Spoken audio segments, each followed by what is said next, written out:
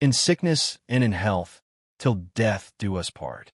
Kelechi Okafor's voice rang with conviction as he gazed into his bride's sparkling eyes at their wedding ceremony in ABA. 29-year-old Amara had never looked more beautiful, her dark skin glowing against the white silk of her wedding dress, her natural hair styled in elegant braids adorned with fresh white roses. Standing beside her, 32-year-old Kelechi was the picture of devotion, handsome, successful, and completely absorbed in his new wife. As one of ABA's most successful import-export businessmen, he could have chosen any woman, but he had pursued Amara with the dedication of a man who understood the value of true love. "You are my heart, my soul, my everything," he whispered as they exchanged rings in St. Matthew's Anglican Church, surrounded by 500 guests who had gathered to witness what everyone called the perfect match. Amara, a dedicated primary school teacher beloved by her students and community, had been hesitant when Kelechi first began courting her. His wealth and status seemed too good to be true, and she worried about the gap between their social positions. "Love doesn't see bank accounts," Kelechi had assured her during their courtship. "I fell in love with your heart, your compassion for children, your genuine spirit. Those are treasures that money can't buy."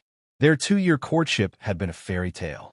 Kelechi never missed an opportunity to show his devotion, bringing flowers to her classroom, attending every school event where her students performed, and treating her elderly parents with the respect and care of a devoted son-in-law. "This man loves our daughter with his whole being," Papa Namdi had declared to anyone who would listen. "See how he holds her hand during church service, how he asks about her day, how he makes her laugh. This is what real love looks like." During their wedding reception at the Grand Palace Hotel, Kelechi's speech brought tears to every eye in the room. "My beautiful Amara, you have made me the luckiest man in Africa. I promise that no matter what challenges life brings us, we will face them together. Whether we are rich or poor, healthy or sick, young or old, my love for you will never waver." The crowd erupted in applause as he lifted her hand and kissed her wedding ring tenderly. "Marriage is not just about the good times," he continued, his voice carrying across the elegant ballroom. "It's about proving your love when times get difficult. I vow to be the husband you deserve every single day of our lives." Their honeymoon in Dubai was everything Amara had dreamed of: luxury hotels, romantic dinners, and a husband who treated her like a queen. Kelechi's attention never wavered from her, and he seemed genuinely excited about building their future together. When they returned to Nigeria, Kelechi surprised Amara with a beautiful 5-bedroom house in GRA ABA, complete with a garden where she could grow the flowers she loved and space for the children they planned to have.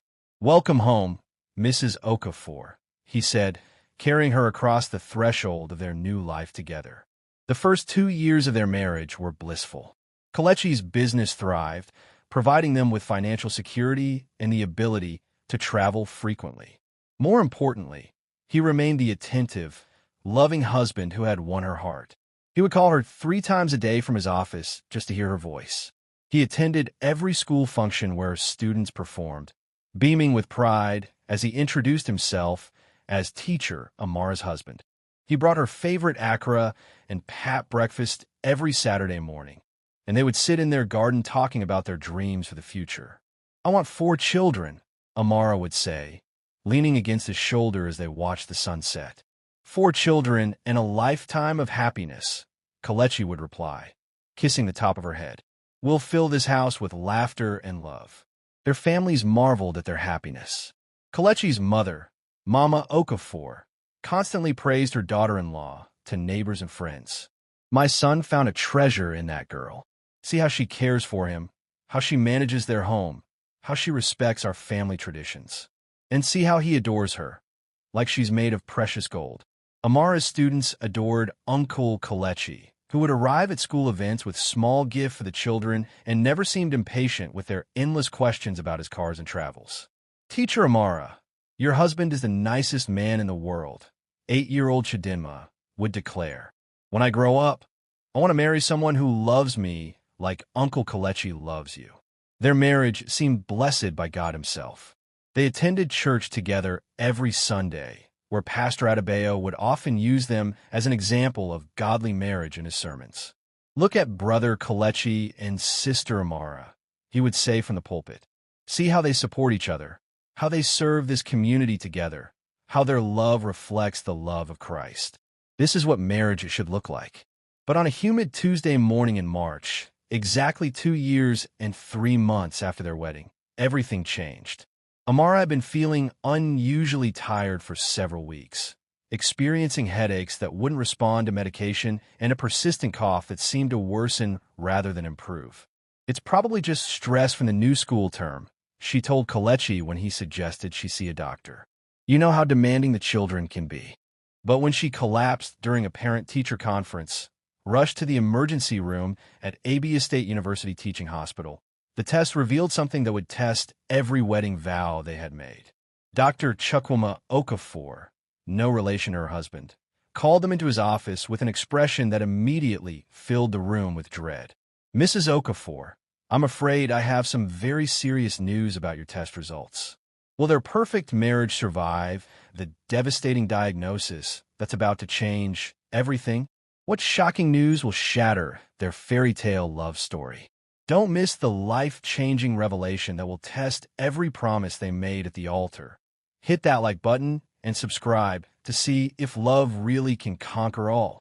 "Mrs. Okafor, you have stage 3 breast cancer.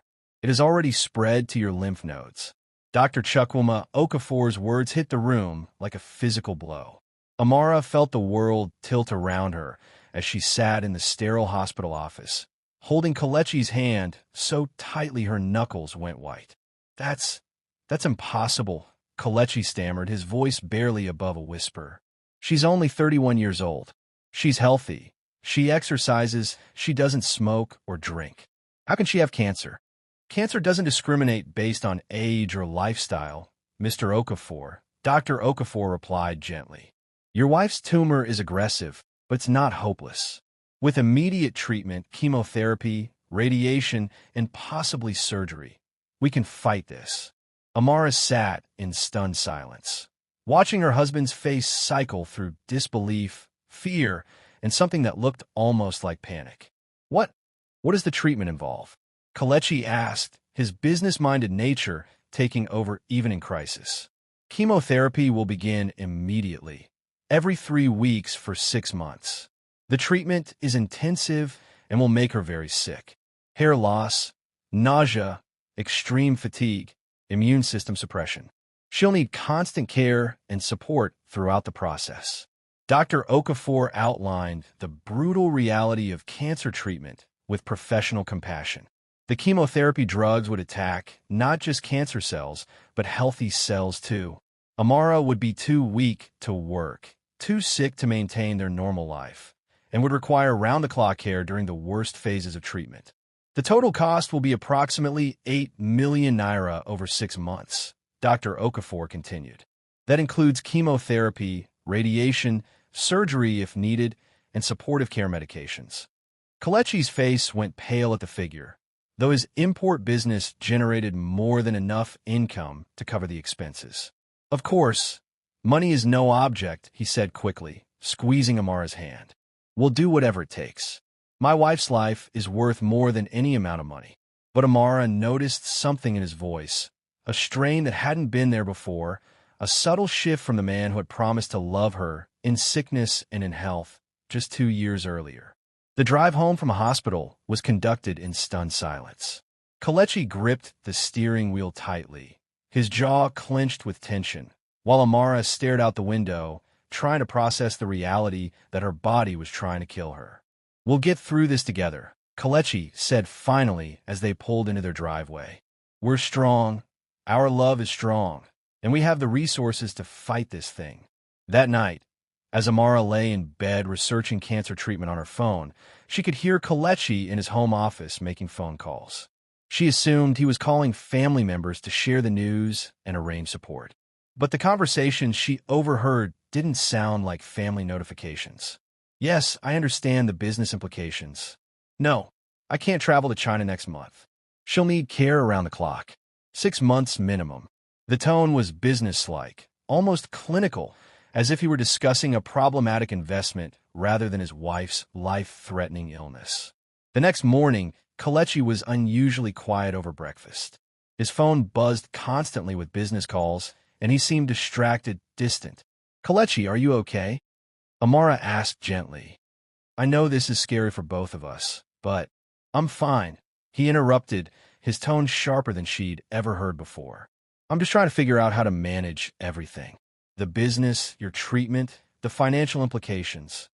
Financial implications. The phrase stung more than it should have. Here she was facing the possibility of death, and her husband was worried about money. When they returned to Dr. Okafor's office to begin treatment planning, Kelechi's behavior became even more concerning. He asked detailed questions about every aspect of treatment, not out of love and concern, but with the calculating tone of someone evaluating a business deal. How long will she be incapacitated after each treatment? What are the chances of the treatment failing? Are there less expensive alternatives? Dr. Okafor looked surprised at the last question. "Mr. Okafor, when fighting cancer, we use the most effective treatments available. Cost should not be a factor when your wife's life is at stake." "Of course not." Kelechi backtracked quickly. "I just want to understand all our options." But Amara had heard the hesitation in his voice, seen the calculating look in his eyes. For the first time since their wedding, she wondered if she really knew the man she had married. The first chemotherapy session was scheduled for the following Monday. As they drove to the hospital, Amara reached for Kelechi's hand, needing the comfort and strength that had always flowed between them. His hand was cold, and he didn't return her squeeze with his usual warmth. "Kelechi, are you having second thoughts about this? About us?" she asked quietly. "Don't be ridiculous, Amara." "Of course not. I'm just processing everything. This isn't what we planned for our lives." It wasn't what they had planned, but it was what they had vowed to face together for better or worse. Yet sitting the car outside the oncology unit, Amara felt more alone than she ever had in her life. During the chemotherapy infusion, which took 4 hours, Kelechi spent most of the time on his phone dealing with business matters. When nurses asked him to step outside for his calls, he seemed relieved to escape the sterile treatment room where his wife was being filled with poison in hopes of saving her life. "My husband is very dedicated to his business." Amara apologized to the nurses when they commented on his frequent absences. "He's just trying to maintain our income during this difficult time." But even as she defended him, doubt was creeping into her heart like a slow-growing cancer of its own. That evening, after her first treatment left her nauseous and exhausted, Amara lay in bed, listening to Kelechi on the phone in his office. This time, she strained to hear his conversation. "I know it's complicated, but this changes everything. 6 months of this, maybe longer. I can't put my life on hold indefinitely." The voice on the other end was female, soft, and sympathetic in a way that made Amara's stomach clench with more than chemotherapy nausea. Who is Kelechi talking to, and why does he sound like he's planning to abandon his sick wife? What complications is he really worried about? Don't miss the shocking betrayal that will reveal his true character. Like and subscribe to see how quickly a perfect husband becomes a heartless stranger. Amara, I have to go to Lagos for a business emergency. It can't wait. 3 weeks into chemotherapy, as Amara lay in bed recovering from her second treatment, Kelechi stood in their bedroom doorway with a packed suitcase, avoiding eye contact with his increasingly frail wife. But Kelechi, Dr. Okafor said this week would be the worst. The side effects peak around day 10 after treatment. "I need you here with me. I know, my love, but this deal could save us hundreds of thousands of naira. We need every penny for your medical expenses." The endearment sounded hollow, delivered with the mechanical tone of someone fulfilling an obligation rather than expressing genuine affection. Amara's sister Ngozi, who had moved in temporarily to help with caregiving, watched the exchange with growing suspicion from the hallway. "How long will you be gone?" Amara asked weakly, her voice hoarse from the chemotherapy drugs that seemed to attack every healthy cell in her body. 3 days, maybe 4. "Ngozi is here to take care of you. You'll be fine." But Amara wasn't fine. The chemotherapy was ravaging her body in ways that required constant attention. Severe nausea kept her from eating, Her immune system was compromised, and the fatigue was so profound that even lifting her head from the pillow felt like climbing a mountain. "Kelechi, please don't go," she whispered, tears streaming down her gaunt cheeks. "I'm scared. What if something happens while you're away?" For just a moment, his mask slipped, and she saw something cold and impatient in his eyes before the false concern returned. "Nothing will happen. You're being dramatic. Ngozi is perfectly capable of managing your care for a few days." The word dramatic hit her like a slap. Here she was, fighting for her life, and her husband was accusing her of being overly emotional about his abandonment during her darkest hour. After he left, Ngozi sat on the edge of Amara's bed with a cup of ginger tea and a troubled expression. "Sister, I need to tell you something. Last night, I heard Kelechi on the phone. He wasn't talking about business." "What do you mean?" "He was talking to a woman, someone named Chioma. The conversation was intimate, personal, not the way a married man should be speaking to any woman except his wife." Amara felt her world tilt again, but this time it wasn't from the chemotherapy drugs. "You must have misunderstood. Kelechi loves me. He would never." "Sister, I heard him say, 'I miss you too, and this situation is temporary.'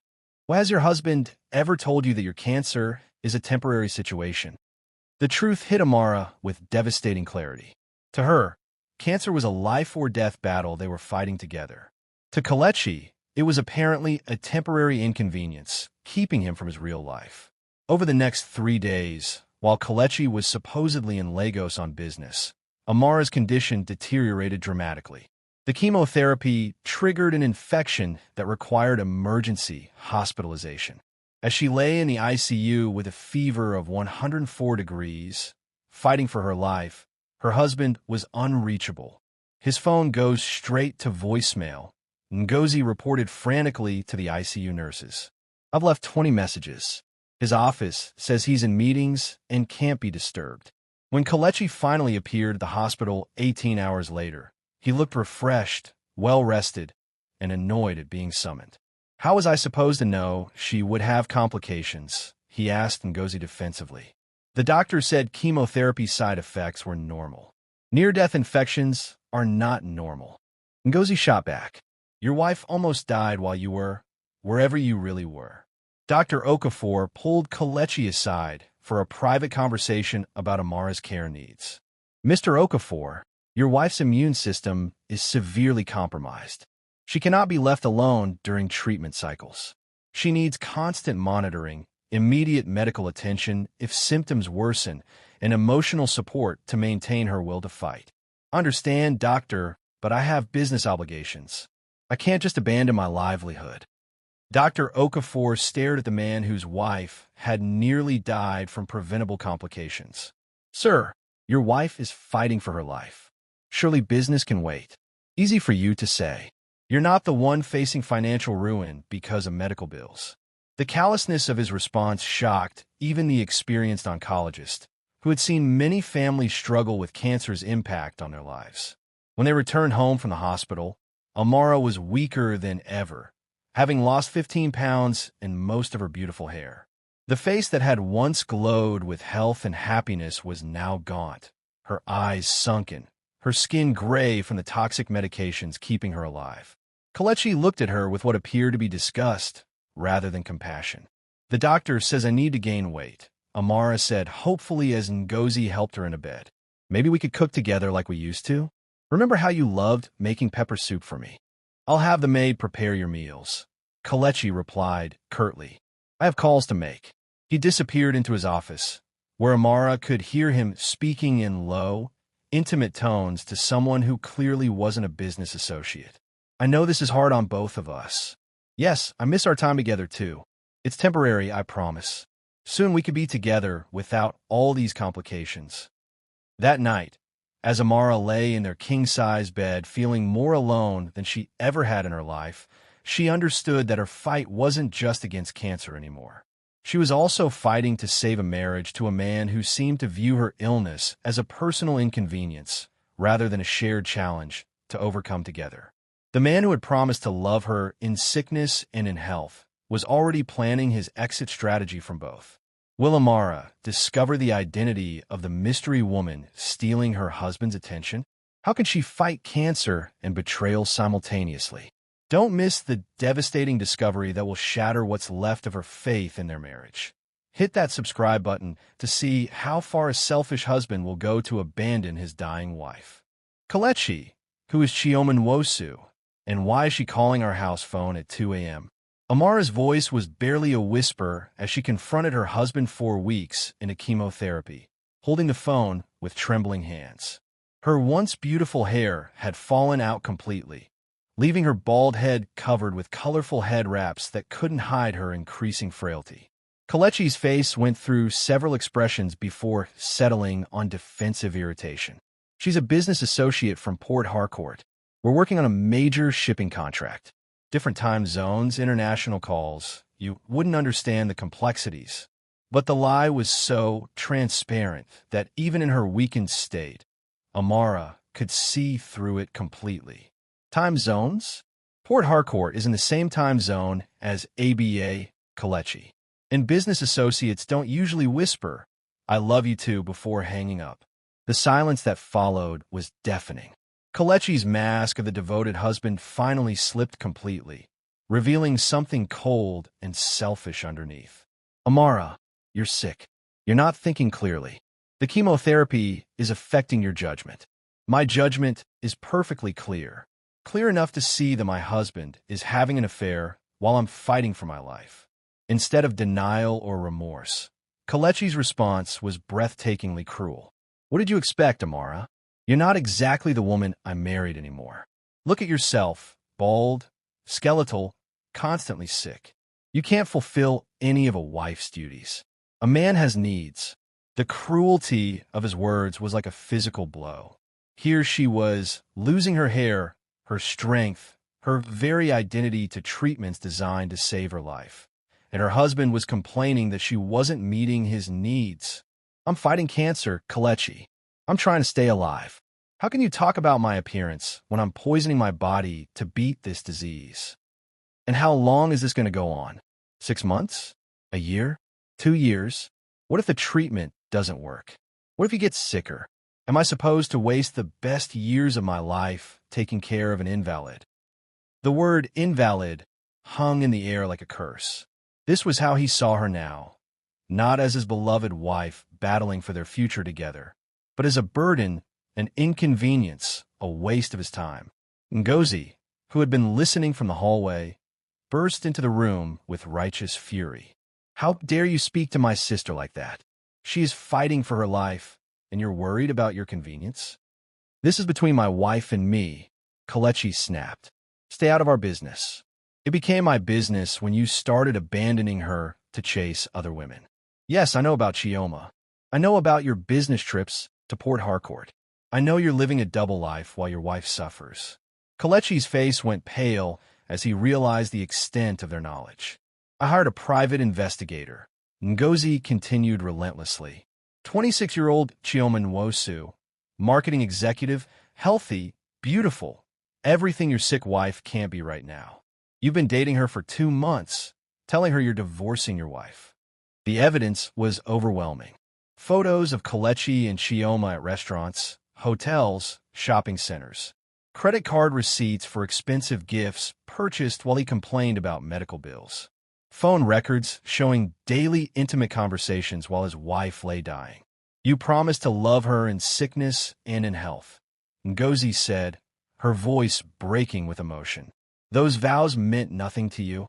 Those vows were made to a healthy woman, not to this. Kelechi gestured dismissively at Amara, who was crying silently in their marriage bed. Get out, Amara whispered. What? Get out of our bedroom. Get out of our house. If I'm such a burden, such an inconvenience, then go to your healthy girlfriend and leave me to die in peace. Amara, be reasonable. I'm not abandoning you. I'm just expanding my support system. You can't expect me to put my entire life on hold indefinitely. Expanding your support system? Ngozi laughed bitterly. Is that what you call cheating on your dying wife? Support? I never promised to become a monk because she got sick. I'm still providing for her medical care. Aren't I? I'm still paying the bills. What more does she want? She wants her husband's love and loyalty during the hardest fight of her life, Ngozi replied. But apparently that's too much to ask from a man who promised exactly that in front of God and 500 witnesses. That night, Kelechi didn't come to bed. Amara could hear him in his office, on the phone with Chioma, explaining how his difficult situation was affecting their relationship. She's being unreasonable, demanding all my attention. I can't just abandon my responsibilities to her, but I can't abandon my life either. Yes, I know this is hard on you too. The next morning, Amara woke to find divorce papers on her nightstand and a note from Kelechi. Amara, I've tried to make this work, but your illness has changed everything between us. I can't continue to sacrifice my happiness for a marriage that may not have a future. I'll continue to pay your medical expenses until you're recovered, but I need to move on with my life. I've moved in with Chioma temporarily. Please don't make this harder than it has to be. Kelechi, he had abandoned his dying wife via a note, like a coward checking out of a hotel room. Ngozi found Amara clutching the divorce papers, sobbing with what little strength the chemotherapy had left her. Sister, let him go. Any man who would abandon you during cancer doesn't deserve to be called your husband. But I love him, Ngozi. Even after everything, I still love the man I thought he was. The man you thought he was never existed. This is who he really is. Someone who loves conditionally, who views marriage as a business contract that can be canceled when the terms become inconvenient. As Amara held the divorce papers with hands still bearing 4 marks from chemotherapy treatments, she realized that cancer wasn't the only disease trying to kill her. Betrayal, abandonment, and heartbreak were proving just as toxic as any tumor. Will Amara survive cancer and divorce simultaneously? Can she find the strength to fight for her life when a man who promised to support her has abandoned her for a healthy replacement?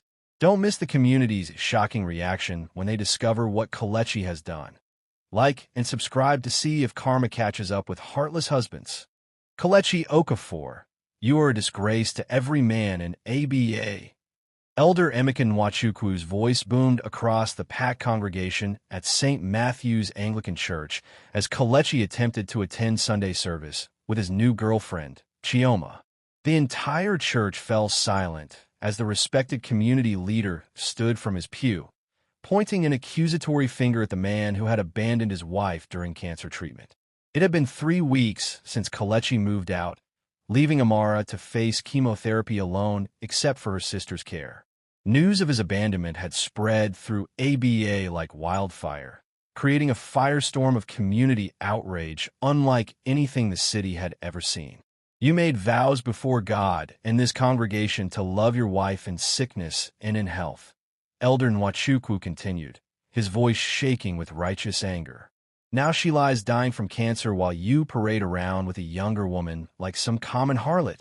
Chioma, 26 and beautiful in a way that only someone who had never faced serious illness could be, shrank behind Kelechi as hundreds of eyes turned toward them with unconcealed disgust. This is a church, Elder Nwachukwu, Kelechi said, trying to maintain his dignity. Surely we could discuss private matters privately. Private? Pastor Adebayo rose from behind the pulpit, his face dark with fury. You made your marriage public when you took vows at this altar. You made your abandonment public when you moved in with your mistress while your wife fights for her life. There is nothing private about your shameful behavior. The pastor's words carried the weight of moral authority that had built over 30 years of ministry in the community. I will not have my church sanctuary defiled by the presence of a man who violates the most sacred promises he ever made. You will leave immediately, and you will not return until you have made things right with your wife and your God. Pastor, you don't understand the situation. I understand perfectly. Pastor Adebayo's voice rose to fill every corner of the church. Your wife is fighting cancer, and instead of supporting her, you abandoned her for a healthy woman who can meet your selfish needs. What part of that requires further understanding? The congregation murmured agreement as Kelechi and Chioma were essentially expelled from the church where they had celebrated their wedding just 3 years earlier. But the church was only the beginning of the community's response. At Ogbor Hill Market, where Kelechi conducted much of his import business, traders refused to deal with him. "We will not do business with a man who abandons his dying wife," declared Mama Adora, the powerful head of the Market Women's Association. "What kind of man breaks his marriage vows when his wife needs him most? If he can betray someone he promised to love forever, how can we trust him in business?" One by one, Kelechi suppliers, customers, and business partners distanced themselves from association with his scandal. Within 2 weeks, his import business had lost 70% of its revenue as the community exercised economic boycott against moral failure. "Mr. Okafor, we're terminating our shipping contract," informed Captain Okachukwu, who had worked with Kelechi for 5 years. "My wife heard about what you did to your cancer patient wife. She says any man who would abandon a sick woman has no honor, and men without honor cannot be trusted in business." The social ostracism was even more devastating. Friends who had celebrated at his wedding now crossed the street to avoid speaking to him. Former colleagues refused his calls. Social clubs, where he had once been welcomed, now made it clear his membership was no longer desired. "Kelechi called asking about our poker game," reported Chief Onyema to his wife. "I told him that game is for men of character only. He's no longer welcome." Even his own family began distancing themselves from his behavior. His mother, Mama Okafor, arrived at Chioma's apartment where Kelechi was now living, carrying a stern message. "My son, you have brought shame on the Okafor name. Your wife is dying, and instead of caring for her like a proper husband, you move in with a woman young enough to be your daughter. Mama, you don't understand. Amara's illness has changed everything. I can't sacrifice my entire life." "Sacrifice?" Mama Okafor's voice rose with indignation. "You think loving your wife during sickness is sacrifice?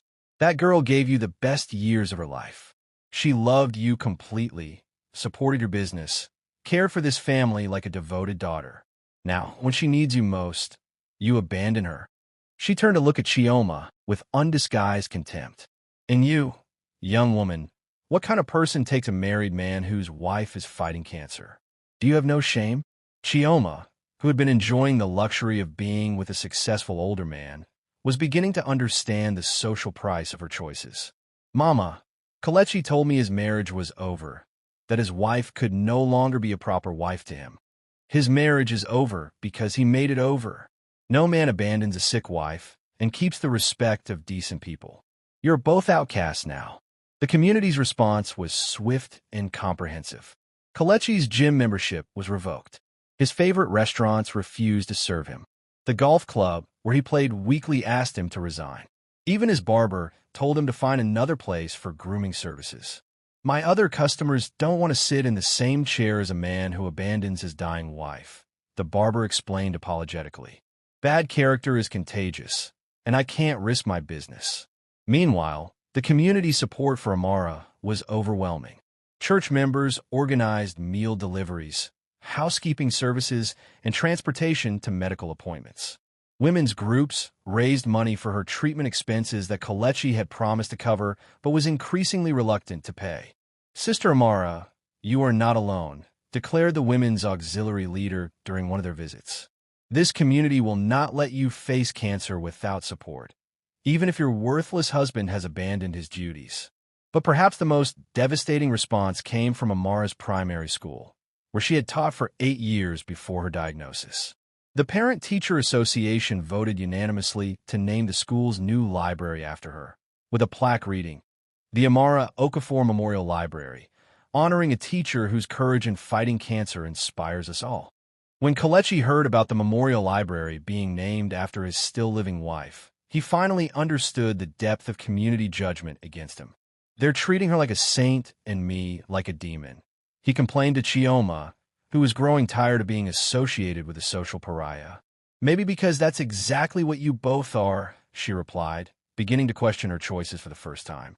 Will the community's pressure force Kelechi to reconsider his abandonment?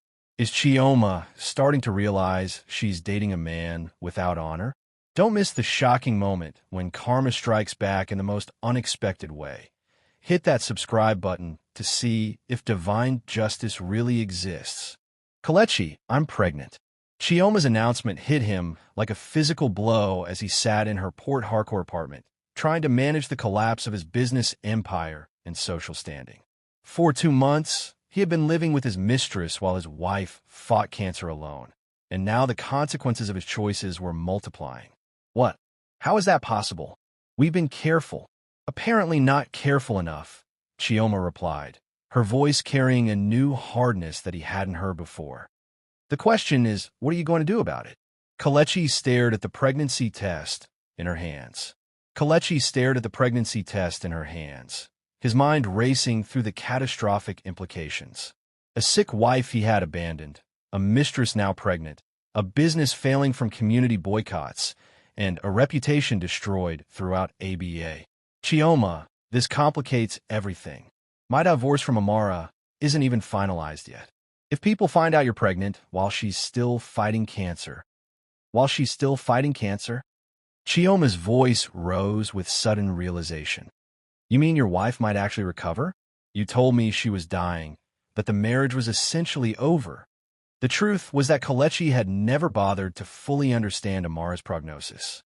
He had heard stage 3 cancer and immediately began planning his exit strategy, assuming his wife would die and leave him free to start fresh with someone younger and healthier. The doctors said the treatment was aggressive, that there were no guarantees. But you never actually asked about her chances of survival, did you? Chioma's eyes were wide with dawning horror.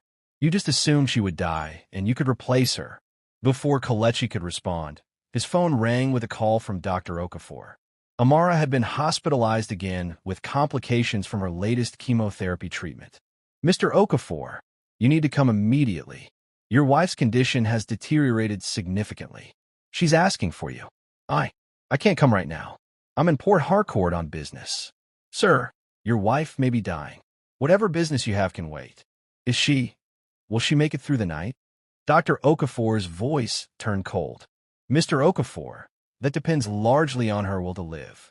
And frankly, your abandonment during her treatment has not helped her fighting spirit. After hanging up, Kelechi sat in stunned silence. Part of him had been hoping Amara would die quickly, freeing him from the guilt and social consequences of his abandonment. But faced with the actual possibility of her death, he felt something unexpected. Not grief for losing her, but panic about what her death would mean for his public image. You have to go to her, Chioma said quietly. If she dies and you're not there, this community will never forgive you. They'll destroy whatever's left of your life. But what about us? What about the baby? I don't know, Kelechi. I'm starting to think I don't know you at all. The drive from Port Harcourt to ABA gave Kelechi 3 hours to consider the wreckage of his choices. His business was failing, his reputation was destroyed, his wife might be dying, and his mistress was pregnant. None of this was how he had imagined his life would unfold when he abandoned his sick wife for a younger, healthier woman. When he arrived at the hospital, he found Amara's room filled with community members, church leaders, and her students' parents. The contrast was stark. Here was a woman who might be dying, surrounded by love and support, while he stood alone in the hallway, a pariah even in his wife's final moments. Ngozi spotted him first, her expression hardening with protective fury. What are you doing here? Come and make sure she's really dying so you can marry your pregnant girlfriend? The room fell silent as everyone turned to stare at Kelechi. The words pregnant girlfriend echoed through the space like a death sentence for whatever remained of his character. Pregnant girlfriend? Pastor Adebayo's voice was barely controlled. You got another woman pregnant while your wife fights cancer. Kelechi realized that Ngozi had somehow learned about Chioma's pregnancy, and now the final piece of his moral failure was public knowledge. It's complicated. No, it's simple, said Elder Nwachukwu, rising from his chair beside Amara's bed. You are a man completely without honor, conscience, or human decency. Get out of this room before your presence kills what fighting spirit she has left. But before Kelechi could leave, a weak voice called from the hospital bed. Let him stay. I want to speak to my husband. Amara looked skeletal, her face gaunt from months of chemotherapy, her bald head covered with a colorful head wrap that couldn't hide her physical deterioration. but her eyes still held the intelligence and strength that had made him fall in love with her 4 years earlier. "Everyone please leave us alone for a few minutes," she requested. Reluctantly, the community supporters filed out, leaving husband and wife alone for the first time since he had moved in with his mistress. "Are you happy, Kelechi?" Amara asked, her voice barely above a whisper. "What? Are you happy with the choices you've made? Is your new life with Chioma everything you hoped it would be?" The question was so unexpected that Kelechi couldn't form an immediate response. I had to think about my future, Amara. Your illness changed everything. My illness changed my body, Kelechi. It didn't change my heart, my love for you, or my hope for our future together. But your response to my illness, that changed everything about who you are. She struggled to sit up slightly, her determination evident despite her physical weakness. "I'm going to beat this cancer, Kelechi. Dr. Okafor says the latest scans show the tumors are shrinking. I'm going to survive, and I'm going to rebuild my life. The question is whether you'll be part of that life, or just a painful memory of the man who abandoned me when I needed him most. Will Amara's shocking recovery change Kelechi's attitude, or is it too late for redemption? What will he choose between his dying marriage and his pregnant mistress? Don't miss the moment of truth that will determine everyone's fate. Like and subscribe to see if love can be resurrected from the ashes of betrayal. Chioma, this complicates everything. My divorce from Amara isn't even finalized yet. If people find out you're pregnant while she's still fighting cancer. Chioma's voice rose with sudden realization. You mean your wife might actually recover? You told me she was dying, that the marriage was essentially over. The truth was that Kelechi had never bothered to fully understand Amara's prognosis. He had heard stage 3 cancer and immediately began planning his exit strategy, assuming his wife would die and leave him free to start fresh with someone younger and healthier. The doctors said the treatment was aggressive, that there were no guarantees. But you never actually asked about her chances of survival, did you?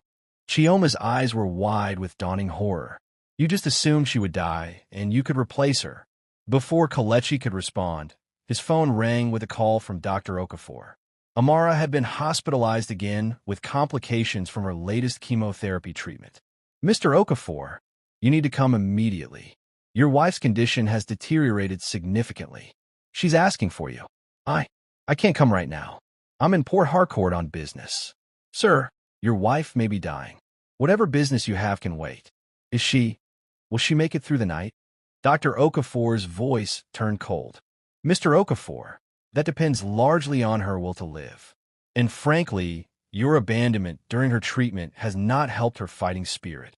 After hanging up, Kelechi sat in stunned silence. Part of him had been hoping Amara would die quickly, freeing him from the guilt and social consequences of his abandonment. But faced with the actual possibility of her death, he felt something unexpected. Not grief for losing her, but panic about what her death would mean for his public image. "You have to go to her," Chioma said quietly. "If she dies and you're not there, this community will never forgive you. They'll destroy whatever's left of your life. But what about us? What about the baby? I don't know, Kelechi. I'm starting to think I don't know you at all." The drive from Port Harcourt to ABA gave Kelechi 3 hours to consider the wreckage of his choices.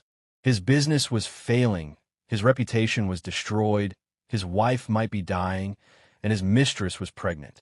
None of this was how he had imagined his life would unfold when he abandoned his sick wife for a younger, healthier woman. When he arrived at the hospital, he found Amara's room filled with community members, church leaders, and her students' parents. The contrast was stark. Here was a woman who might be dying, surrounded by love and support, while he stood alone in the hallway, a pariah even in his wife's final moments. Ngozi spotted him first, her expression hardening with protective fury. "What are you doing here? Come and make sure she's really dying, so you can marry your pregnant girlfriend?" The room fell silent as everyone turned to stare at Kelechi. The words "pregnant girlfriend" echoed through the space like a death sentence for whatever remained of his character. "Pregnant girlfriend?" Pastor Adebayo's voice was barely controlled. "You got another woman pregnant while your wife fights cancer?" Kelechi realized that Ngozi had somehow learned about Chioma's pregnancy, and now the final piece of his moral failure was public knowledge. It's complicated. No, it's simple, said Elder Nwachukwu, rising from his chair beside Amara's bed. You are a man completely without honor, conscience, or human decency. Get out of this room before your presence kills what fighting spirit she has left. But before Kelechi could leave, a weak voice called from the hospital bed. Let him stay. I want to speak to my husband. Amara looked skeletal, her face gaunt from months of chemotherapy, her bald head covered with a colorful head wrap that couldn't hide her physical deterioration. But her eyes still held the intelligence and strength that had made him fall in love with her 4 years earlier. Everyone, please leave us alone for a few minutes, she requested. Reluctantly, the community supporters filed out, leaving husband and wife alone for the first time since he had moved in with his mistress. Are you happy, Kelechi? Amara asked, her voice barely above a whisper. What? Are you happy with the choices you've made? Is your new life with Chioma everything you hoped it would be? The question was so unexpected that Kelechi couldn't form an immediate response. I had to think about my future, Amara. Your illness changed everything. My illness changed my body, Kelechi. It didn't change my heart, my love for you, or my hope for our future together. But your response to my illness, that changed everything about who you are. She struggled to sit up slightly, her determination evident despite her physical weakness. I'm going to beat this cancer, Kelechi. Dr. Okafor says the latest scans show the tumors are shrinking. I'm going to survive, and I'm going to rebuild my life. The question is whether you'll be part of that life, or just a painful memory of the man who abandoned me when I needed him most. Will Amara's shocking recovery change Kelechi's attitude, or is it too late for redemption? What will he choose between his dying marriage and his pregnant mistress? Don't miss the moment of truth that will determine everyone's fate. Like and subscribe to see if love can be resurrected from the ashes of betrayal. Mrs. Okafor, I have incredible news. The latest scans show no detectable cancer cells in your body. You're in complete remission. Dr. Okafor's words rang through the oncology office like a victory bell as Amara sat in the chair where she had received her devastating diagnosis 8 months earlier. But this time, she was alone, no husband holding her hand, no partner sharing in the miracle of her survival. Complete remission? Amara whispered, tears streaming down her face. In 8 months, she had transformed from a healthy young wife to a cancer patient fighting for her life, and now to a survivor. But she had lost her marriage and her faith in love along the way. The chemotherapy worked better than we dared hope. Your tumor markers are undetectable, the lymph nodes are clear, and your body is responding beautifully to treatment. You've beaten stage 3 breast cancer, Mrs. Okafor. It's nothing short of miraculous. Amara called Ngozi with the news, and within hours, the community that had supported her through her darkest months was celebrating her victory over cancer. St. Matthew's Anglican Church held a special Thanksgiving service. Her students made banners declaring, "Teacher Amara is our hero."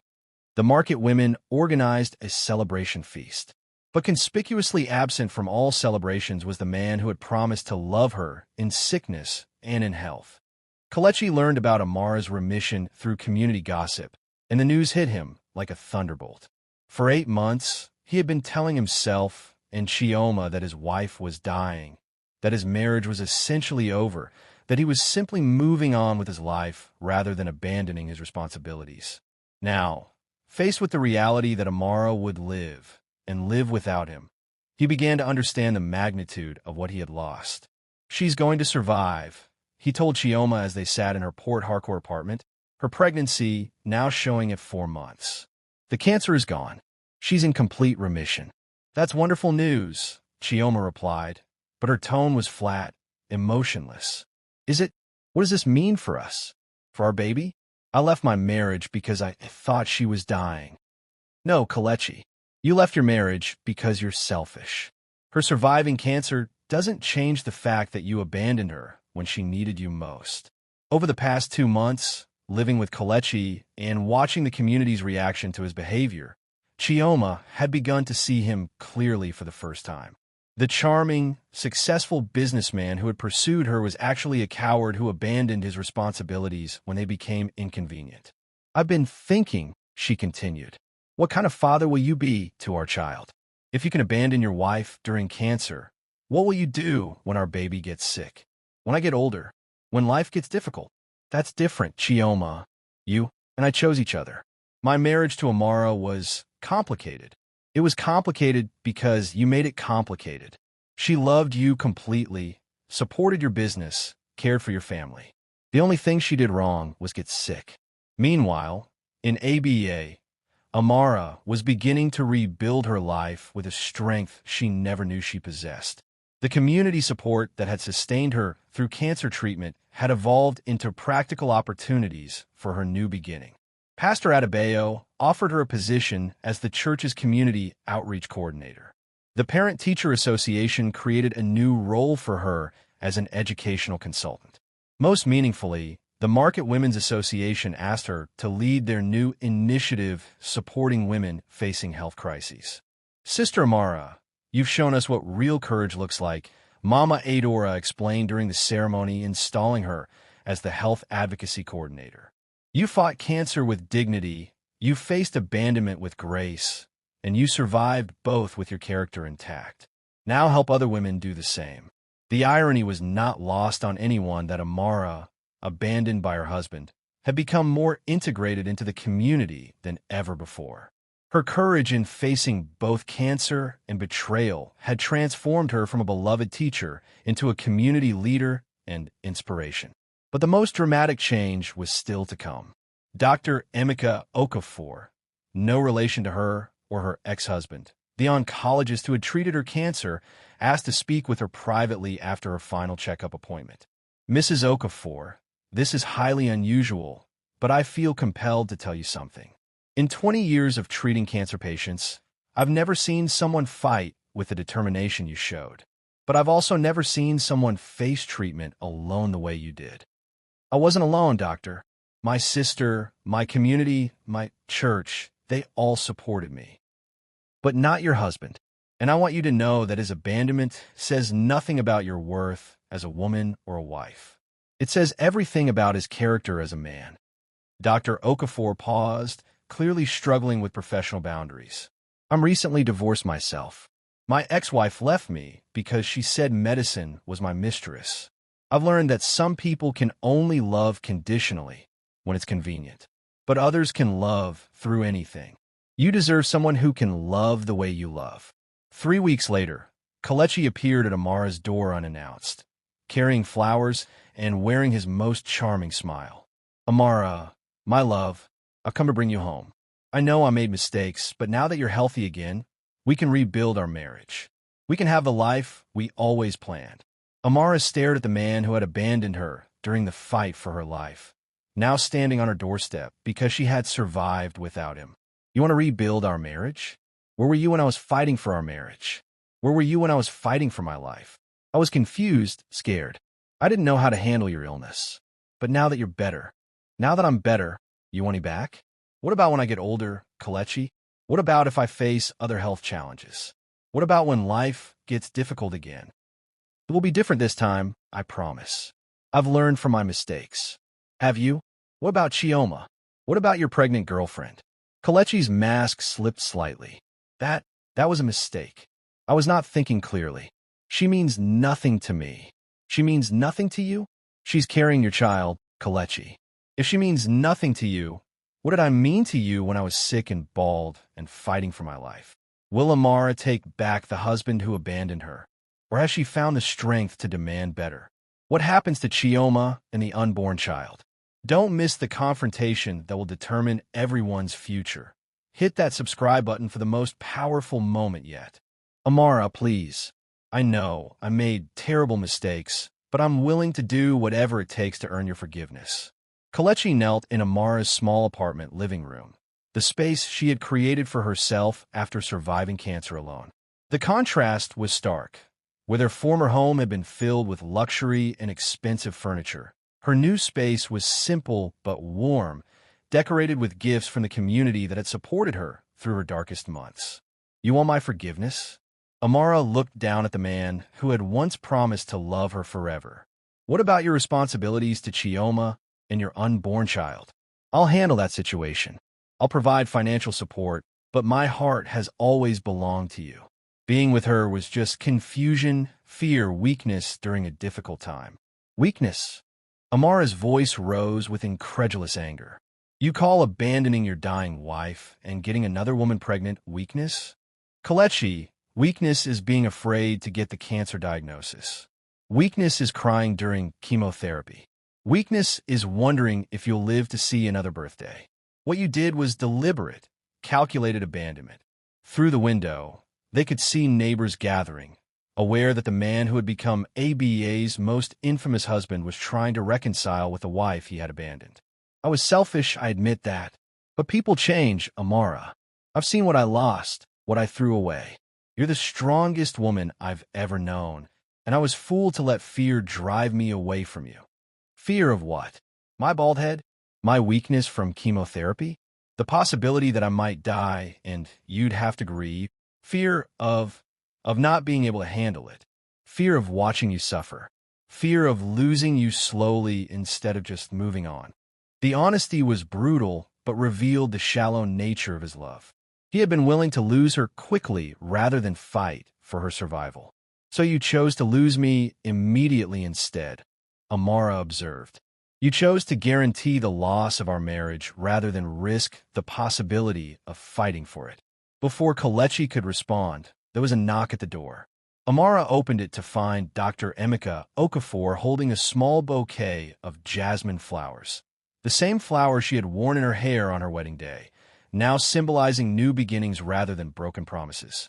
I'm sorry to interrupt, Dr. Emeka said, noticing Kelechi's presence. I just wanted to check on how you're adjusting to remission and to give you these. You mentioned that jasmine flowers remind you of hope. The contrast between the two men was immediate and striking. Dr. Emeka's gift was thoughtful and personal, chosen because he had listened to her during treatment and remembered what brought her comfort. Kelechi's store-bought roses were expensive but generic, the kind of flowers any man might buy when trying to apologize for betrayal. Dr. Emeka, this is my husband, my ex-husband, Kelechi, Amara said carefully. Mr. Okafor, Dr. Emeka nodded politely but coolly. I remember you from the early treatment appointments. You stopped coming after the second session. I had business obligations, Kelechi said defensively. I see. Well, I hope those business obligations were successful, because your wife's recovery has been nothing short of miraculous. She fought one of the most aggressive battles against cancer I've ever witnessed, and she did it with a courage that inspired everyone around her. The implicit criticism was clear. While Kelechi was managing business obligations, his wife was fighting for her life. Doctor, thank you for the flowers, Amara said. Would you like some tea? I was just discussing some important decisions with Kelechi. As Dr. Emeka joined them in the small living room, the differences between Amara's past and potential future became even more apparent. Amara has been telling me about her plans to expand the women's health advocacy program, Dr. Emeka said. She wants to create support networks for cancer patients whose families abandon them during treatment. It's brilliant work. Abandon them? Kelechi bristled. I didn't abandon anyone. I continued to pay for medical treatments. You moved in with another woman while your wife was in chemotherapy, Dr. Emeka replied matter-of-factly. In medical terms, we call that abandonment, regardless of financial contributions. You don't understand the complexities of our situation. I understand perfectly. I've treated hundreds of cancer patients over the years. I've seen marriages grow stronger through the fight, and I've seen marriages collapse under pressure. The difference is always the same, whether both partners view illness as something to fight together or something to run away from. Dr. Emeka turned to Amara with genuine admiration. Your wife chose to fight. You chose to run. Now that she's won her battle, you want to share in her victory. But victories belong to those who participate in the struggle. The conversation was interrupted by another knock at the door. This time it was Chioma, 7 months pregnant and looking exhausted. Kelechi, you left your phone at my apartment. Your mother has been calling all morning. She stopped short when she saw the domestic scene. Kelechi kneeling before his ex-wife, another man clearly comfortable in Amara's space, and the weight of complex relationships. Chioma, what are you doing here? Kelechi stood quickly, clearly uncomfortable with his two worlds colliding. I came to return your phone and to meet the woman whose husband I've been living with. Chioma looked directly at Amara. I owe you an apology. I believed his lies about your marriage being over, about you being at death's door. I didn't know you were fighting for your life while he was telling me you had given up. Amara studied the young woman carrying her ex-husband's child. You don't owe me an apology, Chioma. You believed what he told you. The question is, what will you do now that you know the truth? I'm having his baby, but I'm not sure I want to raise a child with a man who abandons people when they need him most. What kind of father does that make him? What kind of partner? Kelechi looked frantically between the three people whose lives he had disrupted through his selfishness. This is all very complicated, he said weakly. No, Kelechi. Amara stood with the strength she had gained through surviving cancer and abandonment. It's actually very simple. You made choices that revealed your character. Now we all get to make choices about our futures based on who you've shown yourself to be. What choice will Amara make between her past with Kelechi and her future with Dr. Emeka? How will Chioma handle raising a child with a man of questionable character? Don't miss the life-changing decisions that will determine everyone's destiny. Like and subscribe for the most powerful resolution yet. I made my decision, Kelechi. The answer is no. Amara's words rang through her small apartment with the finality of a judge's gavel. 3 months had passed since Kelechi first appeared at her door begging for reconciliation, and his campaign to win her back had grown increasingly desperate. He had sent flowers daily, written lengthy letters confessing his mistakes, and even arranged for Pastor Adebayo to intercede on his behalf. But Amara's response remained consistent. The man who had abandoned her during cancer would not get the chance to abandon her again. Amara, please reconsider. I know I hurt you, but our love was real. What we had was beautiful. Doesn't that count for something? What we had was beautiful, Kelechi, but what you did destroyed it completely. Love isn't just about the good times.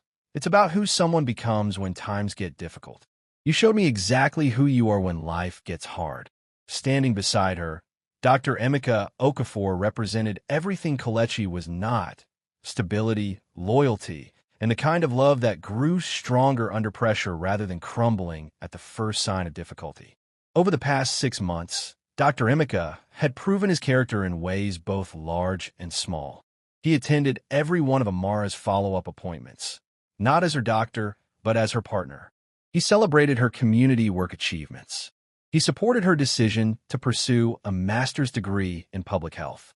Most importantly, he loved the woman she had become through surviving cancer, not just the healthy woman she had been before. Kelechi, I need you to understand something. Amara continued, her voice gentle but firm. When I was fighting cancer, I learned what real love looks like. It looks like Ngozi sleeping in hospital chairs for weeks. It looks like Mama Adora organizing meal deliveries for strangers. It looks like church members I barely knew taking care of my needs without being asked. She gestured toward Dr. Emeka. Real love looks like a man who sees you at your weakest, most vulnerable moment and chooses to love you more, not less. Real love doesn't run away when things get difficult.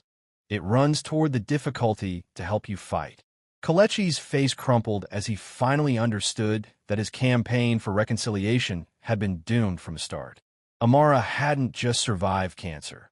She had learned what genuine love actually meant, and his conditional, convenience-based affection could never measure up to that standard. What about forgiveness? Don't you believe in second chances? I do forgive you, Kelechi. Forgiveness means I'm not carrying anger or hatred in my heart. But forgiveness doesn't mean I have to trust you with my future. Forgiveness doesn't mean I have to accept the risk of you abandoning me again the next time life gets challenging. Dr. Emeka spoke for the first time during the conversation. Mr. Okafor, your ex-wife has built a beautiful new life. She's helping other women survive health crises. She's pursuing advanced education. She's become a community leader. Why would you want to disrupt that progress for your own comfort? Because I love her, Kelechi said desperately. No, Amara corrected gently. You love the idea of having me back now that I'm healthy and successful again. You love the idea of being forgiven and having your reputation restored. But you don't love me enough to have stayed when I was sick and scared and needed you most. The truth was devastating in its simplicity. Meanwhile, Chioma had made her own decision about her future. 8 months pregnant and increasingly clear about Kelechi's character, she had moved back to her family's home in Enugu and was preparing to raise her child as a single mother. I realized I was making the same mistake Amara made, Chioma had told her sister. I was loving someone more than they loved me back. The difference is, I learned the truth before we got married instead of after. When Chioma gave birth to a healthy baby boy she named Chukwudi after her grandfather, Kelechi was not present at the hospital. He was still in ABA, trying unsuccessfully to convince his ex-wife to give him another chance. The community's reaction to the birth was telling. They supported Chioma as a single mother while continuing to shun Kelechi as a man who had proven himself unworthy of family responsibility. That baby is better off without a father who would abandon him the moment things get difficult, observed Elder Nwachukwu during a church discussion about supporting single mothers. Chioma made the right choice to raise him alone rather than with a man of questionable character. 6 months later, Amara and Dr. Emeka announced their engagement at a small gathering of family and close friends. The celebration was intimate and meaningful, focused on the genuine love they had built through supporting each other's dreams and weathering life's challenges together. Emeka asked me to marry him not because I survived cancer, but because of how I survived it, Amara explained to her wedding planning committee. He fell in love with my strength, my courage, my commitment to helping others. That's the foundation of real love, admiring who someone is at their core, not just how they look or what they can provide. Their wedding was scheduled for the 1-year anniversary of Amara's remission announcement, a deliberate choice to celebrate both her victory over cancer and her discovery of authentic love. But first, she had one final conversation with Kelechi. I want you to know that I wish you well, she told him as they sat in the church where they had once promised to love each other forever. I hope you learn from your mistakes. I hope you become a better father to your son than you were a husband to me. I hope you find happiness. And I hope someday you can forgive me enough to give us another chance. Kelechi, I've given you the greatest gift I can give, complete forgiveness and the freedom to build a new life without guilt or hatred from me. But my future belongs to someone who proved he deserves it. As Amara walked out of the church for the last time as Kelechi's ex-wife, she felt a lightness she hadn't experienced since her cancer diagnosis. She had not only survived the disease that tried to kill her body, she had survived the betrayal that tried to kill her spirit. Will Amara and Dr. Emeka's wedding be the happy ending she deserves? What final lesson will this story teach about love, loyalty, and second chances? Don't miss the beautiful conclusion that proves sometimes losing everything leads to finding something better. Hit that subscribe button for the most uplifting finale ever. Do you, Emeka, take Amara to be your wife, to love and cherish her through all of life's joys and sorrows, in health and in sickness, for better and for worse. Pastor Adebayo's voice filled St. Matthew's Anglican Church as Dr. Emeka Okafor gazed into the eyes of the woman who had taught him the true meaning of courage. Unlike the fairy tale wedding Amara had shared with Kelechi 4 years earlier, this ceremony was grounded in deep understanding of what marriage vows actually meant. I do, Dr. Emeka replied, his voice strong and certain. I take Amara knowing that she has already proven her strength in the face of life's worst challenges, and I promise to be worthy of the trust she places in me. Amara stood radiant in a simple but elegant white dress, her natural hair grown back in beautiful curls that framed her face like a crown. The woman who had once feared cancer would steal her beauty had discovered a different kind of radiance, the glow of someone who had faced death and chosen life, faced betrayal and chosen trust again. Do you, Amara, take Emeka to be your husband, knowing what you now know about the sacred nature of marriage vows? I do, Amara replied, tears of joy streaming down her face. I take Emeka because he's shown me what real love looks like. Love that grows stronger under pressure. Love that runs toward problems instead of away from them. Love that sees strength in survival rather than weakness in struggle.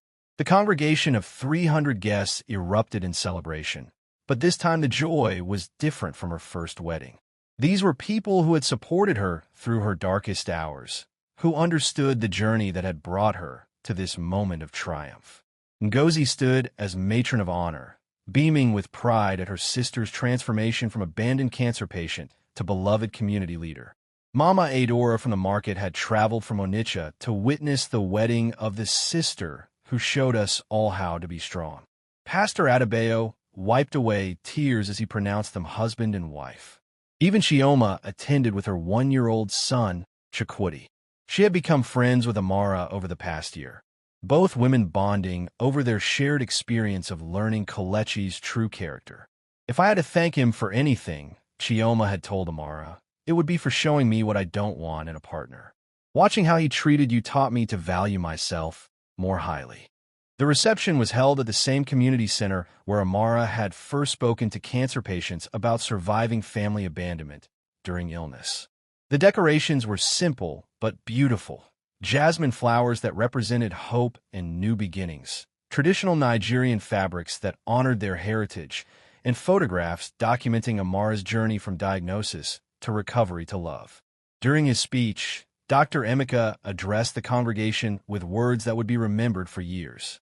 2 years ago, I met Amara during the worst period of her life. She was fighting cancer, facing the collapse of her marriage, and discovering strength she never knew she possessed.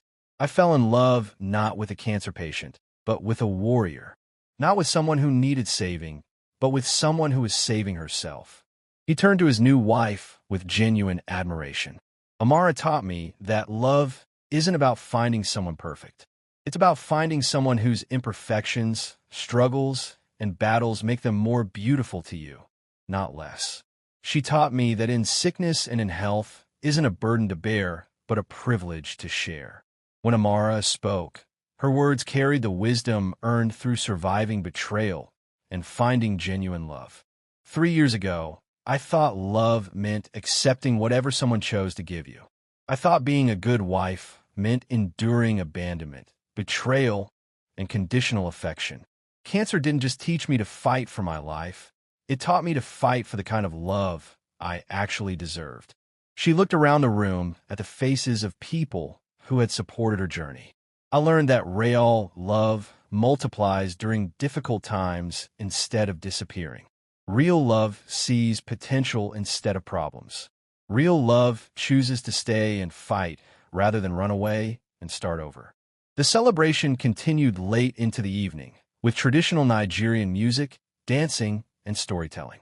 But perhaps the most meaningful moment came when Amara's primary school students presented her with a handmade book titled Teacher Amara's Love Story, How She Fought Cancer and Found True Love.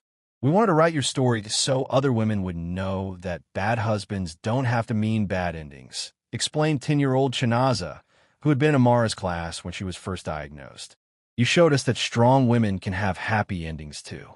2 years later, Amara and Dr. Emeka had built a life that exceeded every dream she had harbored during her first marriage. Their home was filled with laughter, intellectual conversation, and the kind of partnership where both people grew stronger together. Amara had completed her master's degree in public health and was running a regional program supporting women facing health crises. Her work had expanded across 3 states, helping hundreds of women navigate cancer treatment while dealing with family abandonment or financial hardship. Dr. Emeka had been promoted to chief of oncology at the teaching hospital, where he specialized in treating patients whose families struggled to provide emotional support during treatment. Every patient I treat reminds me of Amara's journey, he would tell medical students. Cancer doesn't just attack the body. It tests every relationship in a patient's life. Our job is to heal both the disease and the social damage it creates. They had 1 child together, a daughter they named Chioma, meaning God is good, in honor of both Amara's recovery and their gratitude for finding each other. Baby Chioma was raised surrounded by love, extended family, and the security of parents who had chosen each other after understanding life's real challenges. As for Kelechi, his life had followed a very different trajectory. His business never recovered from the community boycotts. His relationship with his son was strained because Chioma had taught the boy that real fathers don't abandon their responsibilities. His attempts to find new romantic relationships failed because his reputation for abandoning his cancer-stricken wife had followed him throughout southeastern Nigeria. Karma, observed Mama Adora when asked about Kelechi's continued struggles. The universe has a way of teaching people about consequences. He threw away a treasure to chase fool's gold, and now he has neither. But Amara held no bitterness toward her ex-husband. She had learned that carrying anger was like carrying cancer.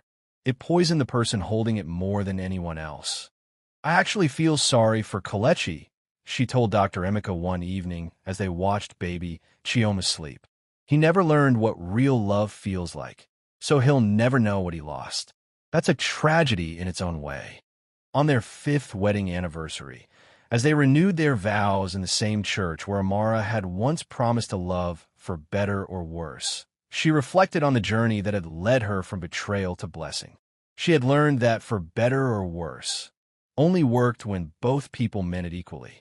She had discovered that sometimes the worst thing that happens to you leads to the best thing that happens to you. Most importantly, she had proven that surviving cancer and abandonment could make someone stronger, not just bitter.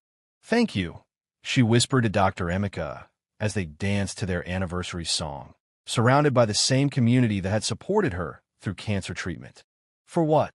For showing me that in sickness and in health isn't a burden men bear for women they love.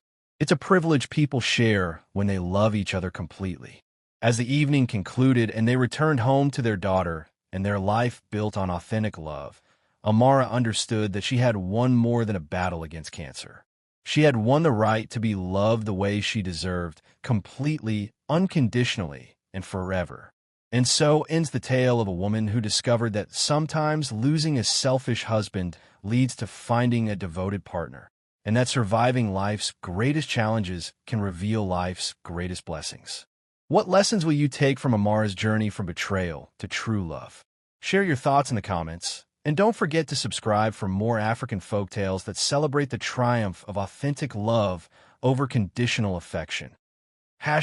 He believed marriage was for better or worse. An African folktale of love, sickness, and ultimate betrayal.